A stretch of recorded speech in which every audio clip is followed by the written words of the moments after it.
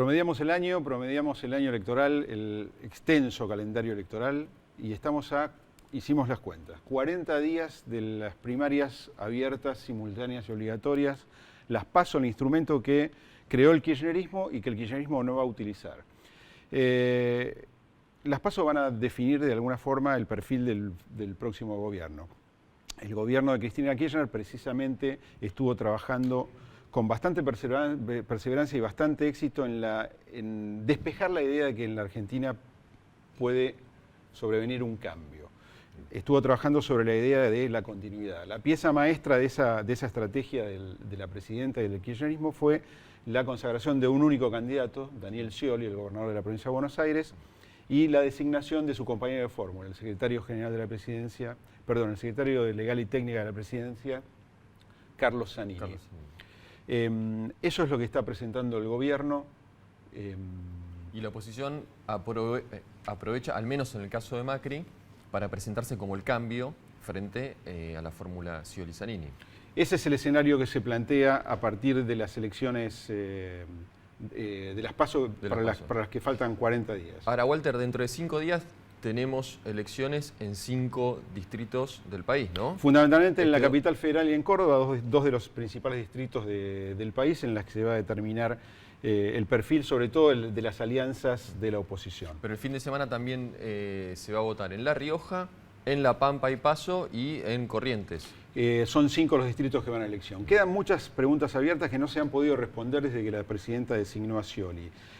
La primera pregunta, la única respuesta en realidad a esa decisión es que el gobierno se aseguró de alguna forma que su candidato va a ser el más votado en las PASO, porque con solo pensar que la fuerza antagónica con la que está monopolizando el escenario electoral, que es la que encabeza el radicalismo y el PRO, va a una interna, el kirchnerismo con un único candidato ya se asegura eso. Por eso siempre nos preguntamos y nunca encontramos respuesta por qué el Kirchner decidió establecer las PASO. Esta puede ser una respuesta, para que la use la oposición. Hoy tenemos un invitado. ¿Quién va a estar con nosotros? Hoy tenemos a Marcelo Leiras, que es director de la carrera de Ciencias Sociales de la Universidad de San Andrés. Vamos a consultarle sobre todas estas cuestiones. Todas las cuestiones se abren a partir de la decisión del gobierno de ir con un único candidato y de alguna forma de ocupar con la figura de la presidenta el centro del escenario electoral, cuando hace apenas unos meses, 5 o 6 meses atrás, parecía impensado. Hace 5 o 6 meses aparecía el cadáver de Alberto Nisman. Claro, se hablaba de Pato Rengo, las perspectivas sobre la economía no eran las mejores, pero ese escenario parece ser justamente el pasado. El gobierno en retirada no es el escenario que uno imaginaba el que se está presentando. Nos presentamos y vamos con Leiras.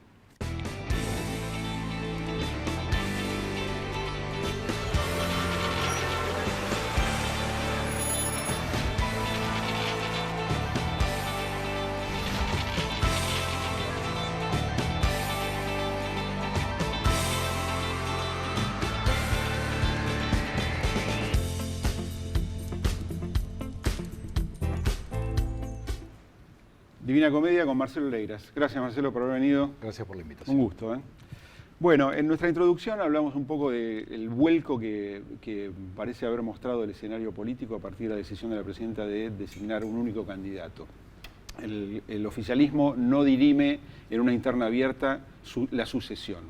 Quiero preguntarte, ¿qué te hace pensar que la presidenta pudo sortear la figura del Pato Rengo, ese estigma que tienen los gobiernos de segundo mandato y que no pueden acceder a la reelección en Estados Unidos, y que se ha trasladado a sistemas como el argentino, por ejemplo? Bueno, la presidenta es más influyente que lo que uno esperaba hace algunos años, inclusive a principios de este año, como ustedes comentaban en la apertura. Yo no estoy seguro, sin embargo, de que el oficialismo vaya a ser dominante electoralmente. En realidad todavía no está medido, creo, en la escala nacional. Creo que ha hecho algunas cosas de un modo muy disciplinado y bien desde el punto de vista de los objetivos del Frente para la Victoria. La primera, que es cuidar su electorado, ¿no? En particular a los sectores más pobres de la población. Para esos sectores, las políticas que llevó adelante el gobierno han sido siempre muy consistentes y en el último tiempo muy intensas también, aún a costa de desequilibrar el manejo de la economía desde otro punto de vista. Por ejemplo, en la evolución del gasto público, por ejemplo, en la contención del tipo de cambio que tiene impacto sobre las economías regionales. Todo eso es con el propósito de mantener niveles de consumo altos, en particular para los sectores más pobres de la población, lo cual fortalece mucho al gobierno. Por un lado. Pero de alguna forma también implica la desatención de sectores que han venido acompañando este proyecto. Sectores medios, sectores de Bueno, economía precisamente regional. por eso digo que no está claro cuál es el impacto electoral que puede tener esto, ¿no? Ahora, por otro lado, también ha sido muy disciplinado en la construcción de un espacio propio. Y eso no lo había hecho ningún gobierno saliente hasta ahora.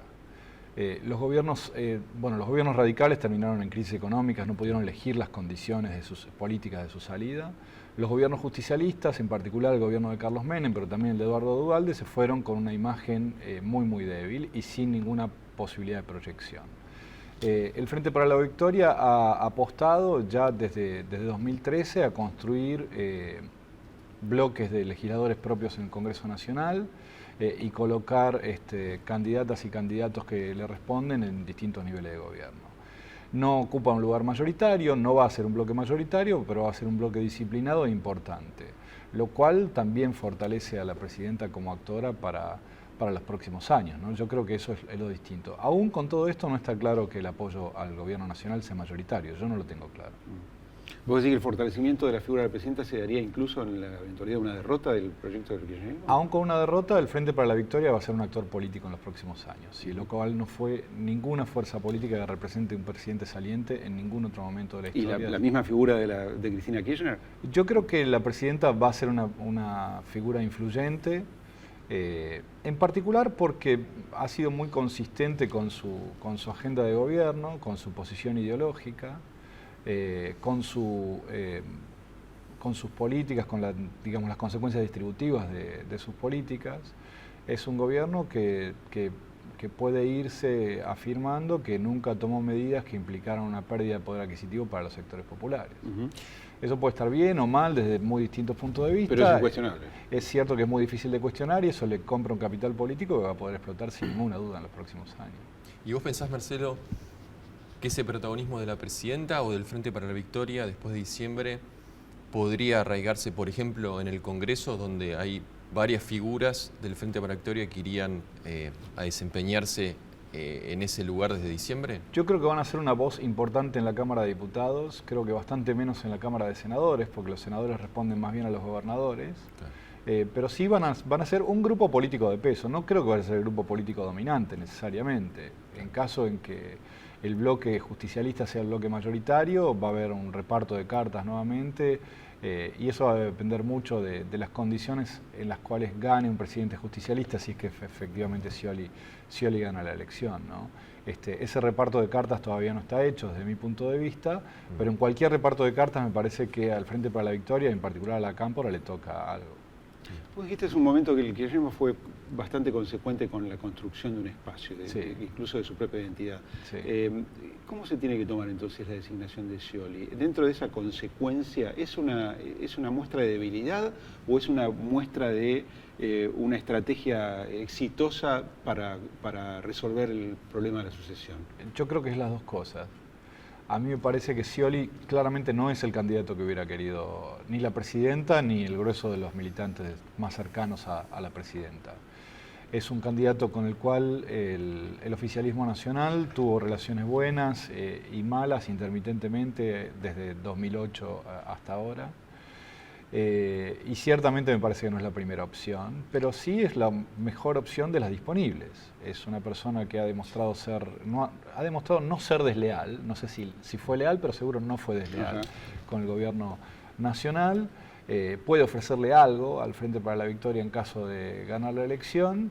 Él también necesitaba al Frente para la Victoria. Me parece que es un acuerdo de conveniencia, digamos así, no de coincidencia. Una convergencia de intereses entre los dos sectores. Exactamente. Que muestra la capacidad del gobierno de elegir las condiciones en las que se va sin poder imponer un candidato propio. Por eso te digo, es las dos cosas, ¿no?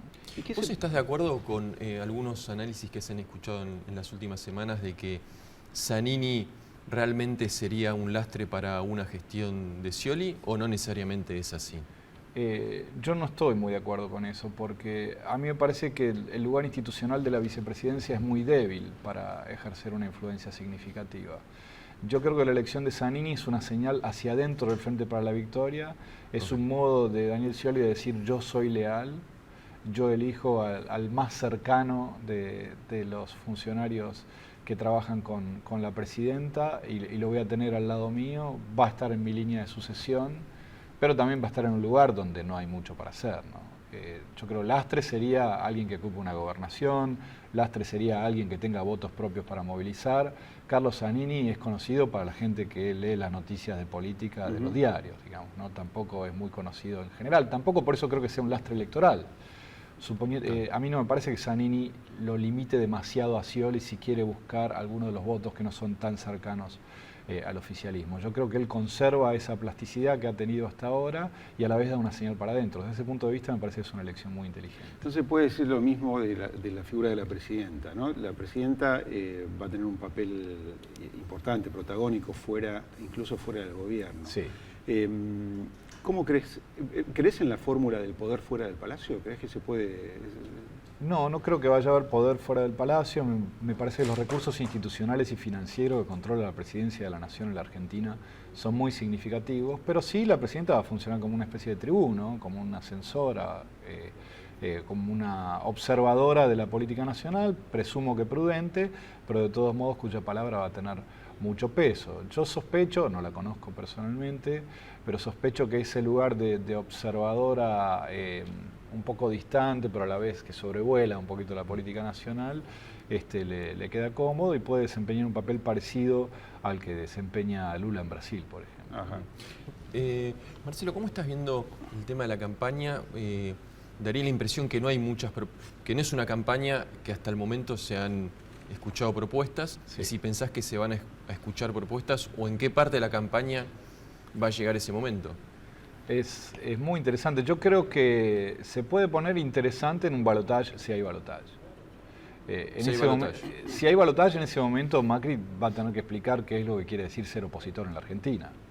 Además de que a uno le interesa el diálogo, además de que a uno le parece bien no pelearse con la familia por cuestiones ideológicas, además de que uno está dispuesto a escuchar a los legisladores en lugar de imponer proyecto del Ejecutivo, hay que discutir si este tipo de cambio está bien o mal, si las restricciones a las importaciones están bien o mal, si los subsidios a las tarifas están bien o mal, si el privilegio del consumo a toda costa está bien o mal, si el aumento indiscriminado del gasto público está bien o mal, y si la participación del Estado en la economía como actor de peso en los sectores productivos está bien o mal. Esto es el perfil ideológico del Frente para la Victoria, que está muy claro en el Frente para la Victoria, que empezó a estar claro en 2008, quedó súper claro en 2011, y es una discusión que hasta ahora la oposición ha eludido, y me parece que si quiere ganar el balotaje tiene que decir qué piensa respecto de eso, para al menos perder en condiciones que lo deje en algún lugar para los próximos años, porque las distinciones estilísticas me parece que no le interesan a nadie.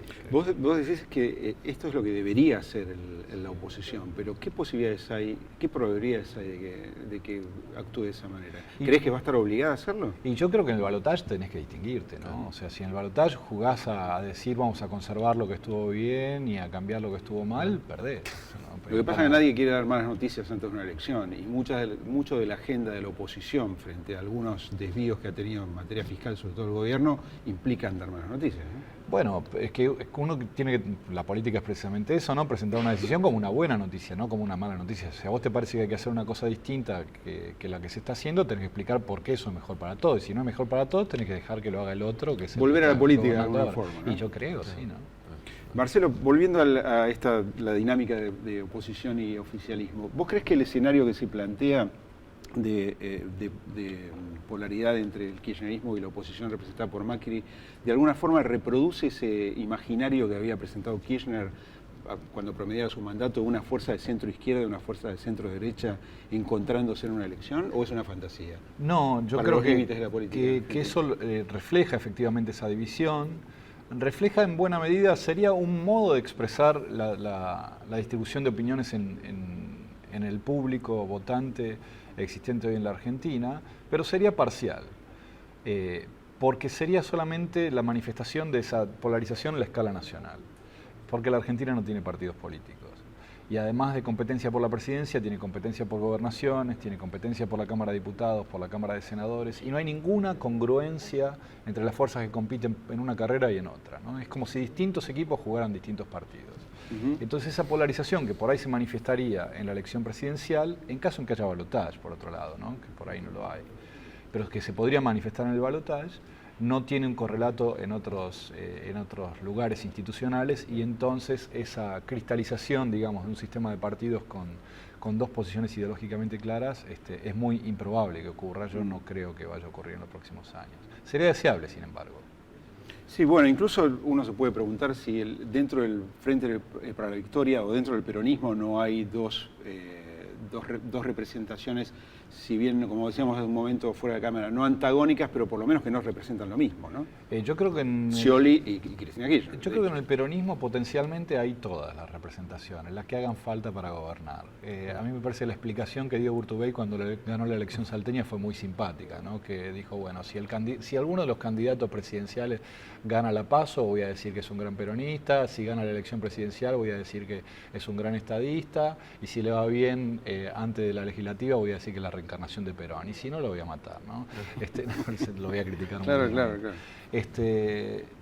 Dentro del peronismo hay flexibilidad para decir lo que haya que decir. Hubo flexibilidad en la década del 90 para decir que nosotros éramos el mejor alumno de Washington. Hay flexibilidad hoy para decir que somos los mejores compañeros de Chávez y de Evo Morales. El peronismo dice lo que haga falta. Te dejamos una pregunta para el próximo bloque. La coexistencia de esos dos sectores, ¿cómo se puede anticipar? ¿Cómo se vislumbra? Dale. Nunca ha sido fácil dentro del peronismo. Yo estoy seguro que no. Volvemos en un minuto. Dale.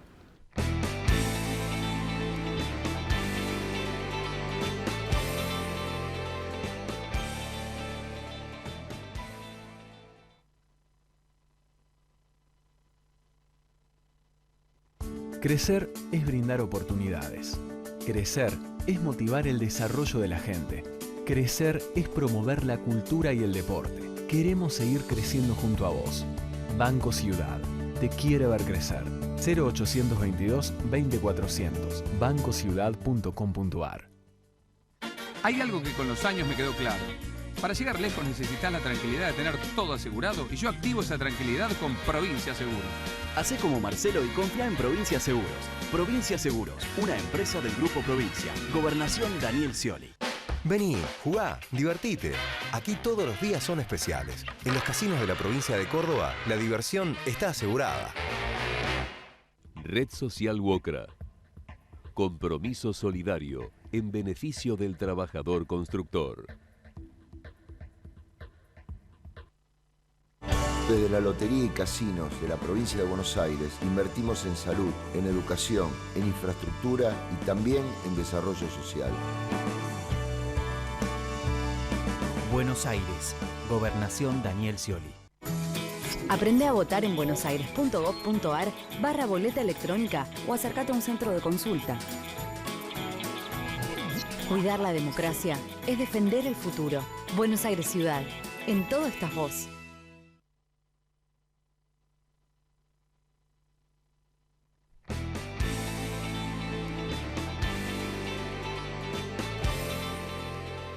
Estamos con Marcelo Leiras, que es director de la carrera de Sociales de San Andrés. Le dejamos una pregunta. ¿Qué te preguntamos, Marcelo? ¿Cómo vislumbras la coexistencia de dos corrientes dentro del peronismo, eventualmente en un gobierno de Scioli? Es interesante. A mí me parece que en el peronismo siempre la autoridad presidencial disciplina mucho, ¿no? Pero lo que va a ocurrir de distinto ahora es que una parte de los miembros de los bloques justicialistas en el Congreso, en particular en la Cámara de Diputados, va a tener un liderazgo exterior fuerte que va a ser el liderazgo de Cristina. Y entonces eso va a hacer ese disciplinamiento a la autoridad presidencial un poquito más tenso. Y va a depender de cuán prudente o audaz sea Cristina en el ejercicio de su autoridad extrainstitucional. Y eso lo puede poner un poquito tenso, en particular si el presidente es débil. Si un presidente justicialista es fuerte, sería muy raro que cualquier autoridad extrainstitucional decida desafiarlo, ¿no? Ahora, si es débil, se puede poner complicado. Pero eso se pondría complicado de todos modos, ¿no? Porque siempre un presidente justicialista coexiste con gobernadores. Cualquier presidente débil traería un escenario de complicación. Exactamente. Yo creo que y si el presidente es fuerte frente a la opinión pública y le va bien desde el punto de vista de la política, probablemente esa coexistencia sea menos problemática. Va a haber discusión ideológica, mucha. El componente ideológico para los miembros del Frente para la Victoria más cercanos a la presidenta es muy importante. Yo creo que realmente lo creen y la convicción ideológica es una motivación súper fuerte y yo creo que la van a hacer pesar. Va a estar la memoria de la gestión de Néstor Kirchner y de Cristina Kirchner como referencia constante y eso va a ser como un argumento muy potente para la discusión interna. Pero si el presidente va bien, me parece que finalmente podría imponerse, ¿no? Va a ser más tenso que en otros momentos. ¿Y cómo es las perspectivas de la oposición en caso de que el peronismo siga en el poder? ¿Cómo ves la evolución del PRO y del resto de los partidos? Yo creo que pasó una cosa interesante en estos últimos años, que es que partidos no peronistas controlan gobiernos de distritos numerosos y fuertes económicamente como Buenos Aires y Santa Fe. Creo que la decisión del PRO de buscar alguna forma de acuerdo, yo no lo llamaría alianza ni coalición, alguna forma de acuerdo con el radicalismo, también es una decisión madura con el propósito de armar una fuerza que tenga alguna aspiración de carácter nacional. Creo que la oposición puede ir armándose como una fuerza política de peso. Pero va a necesitar pronunciarse desde el punto de vista político, va a tener que decir en algún momento qué quiere hacer. A mí me parece que ha sido muy tímida respecto a los gobiernos del Frente para la Victoria en la discusión de temas de política. Pienso, por ejemplo, en las decisiones audaces que ha tomado Cristina como presidenta. Por ejemplo, la renacionalización de YPF, que en el momento en que la tomó fue una decisión muy polémica. Y que desde distintos puntos de vista puede ser polémica, independientemente de la gestión que hizo Repsol y más cerca los esquenazis sobre YPF. Y al cabo de unos meses y pasados los años se volvió tabú, o sea, no se puede discutir sobre esa decisión, ¿no? Tampoco sobre la reestatización de aerolíneas, independientemente de cuánto cueste, tampoco sobre... Cosa que se ve en el discurso de la oposición. Tampoco sobre fútbol para todos, tampoco sobre la reestatización de los fondos de la FJP. Yo no digo que todo eso estuvo mal, lo que digo es que no es obvio que estuvo bien, que nadie, que podría objetarse desde diversos puntos de vista y que nadie quiere ocupar ese espacio. Entonces, bueno, en la medida en que se deje que el oficialismo siga marcando la agenda, la va a seguir controlando, es un negocio. Yo creo que si la oposición quiere ganar una elección, tiene que ser oposición. ¿No? A mí no me queda claro que hayan querido ganar hasta ahora, porque se comportan como si no quisieran. Interesante. Última pregunta. Voto electrónico en la Ciudad de Buenos Aires el domingo. ¿Cuál es tu posición respecto a esto? Sé que sabemos que has estado trabajando en otras experiencias en el interior. A mí tengo una posición respecto del voto electrónico en general. A mí me gusta del voto electrónico que omite el paso entre la emisión del voto y el registro del voto. Entonces nadie arma una planilla y no hay posibilidad de error, ¿verdad? Eso es lo que me gusta del voto electrónico. Pero tiene un problema el voto electrónico, desde mi punto de vista grande, que es que lo que ocurre es que uno marca su opción, tocando una pantalla o lo que sea. Hasta que eso se registra, queda procesado por un programa. Un programa que diseña alguien que yo no conozco, y con una tecnología que yo no conozco. Y eso me parece problemático desde el punto de vista del proceso democrático. La Corte Suprema Alemana abolió el voto electrónico en Alemania con este argumento exactamente, que hasta que todos no sepamos programar no se puede usar voto electrónico, porque hay como una diferencia apreciable entre quienes arman el software, sean empleados del Estado o de una empresa privada, es lo mismo, y quienes votamos. Entonces, esa es mi posición de principio. Hay un montón de sistemas de voto electrónico. Dentro de los sistemas de voto electrónico que hay, el que se usa en la Ciudad de Buenos Aires me parece interesante. ¿Por qué? Porque además, porque no tiene memoria. No queda registro. No queda registro en una máquina de lo que vos votás, sino que es una impresora con una pantalla táctil en realidad, más que una compu, ¿no? Y además queda el soporte papel que prueba lo que vos votaste. Eso me gusta también. No me gustó el proceso en el cual esto se aprobó, no me gusta que se use sin probarlo antes, me parece que son reformas que hay que llevar adelante con cuidado. El sistema me parece me parece razonable. No recuerdo cuál fue el procedimiento legislativo, pero a mí me gusta que hayan acuerdos amplios, interpartidarios, cuando estos sistemas se aprueban. Me parece que no fue el caso en la Ciudad de Buenos Aires. Creo que es un sistema de los disponibles, una variante que tiene algunas virtudes, pero el proceso está lejos de lo que me hubiera gustado. Bueno, Marcelo, gracias por haber venido. Un placer, gracias por la invitación. Anatomía, en un minuto.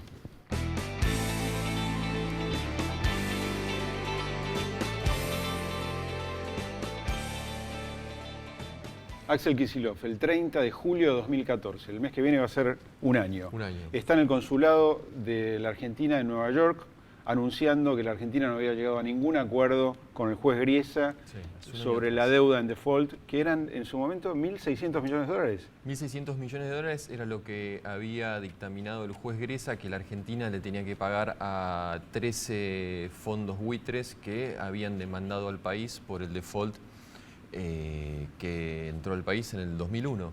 Esto ocurrió exactamente hace un año atrás, a pesar de que hubo un intento de solución negociada con un grupo de bancos.